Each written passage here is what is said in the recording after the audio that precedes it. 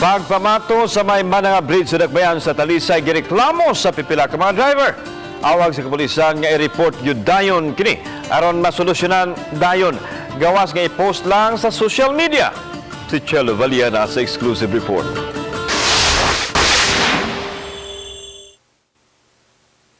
Ingon ini na ang hitsura sa windshield sa sakyanan nga gimaneho ni Peta Arguedo.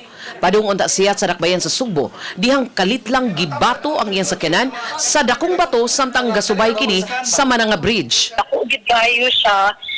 So, kuan siya kanang solid rock gid siya itong nga mura siya kanang bato nga gikan sa dagat unya gikalit lang siya. Gani nagaras usab ang iyang batiis humanaigo sa mituasik nga mga gagmayng bildo.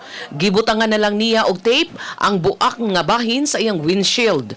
Dili kini unang higayon nga nadawat sa kapulisan sa Dakbayan ang pagpamato og sakyanan nga moagi sa Mananga Bridge. Already the second time nga na-stoning, no?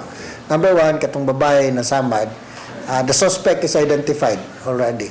And we have two suspects, no? And the suspects are not minors, no? Murag trip lang.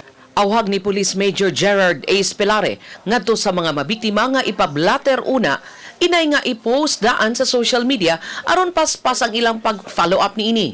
Although we understand that people nowadays usually turn to social media, but when there are crimes committed, it would be very helpful to the investigators to first have it recorded in the police station.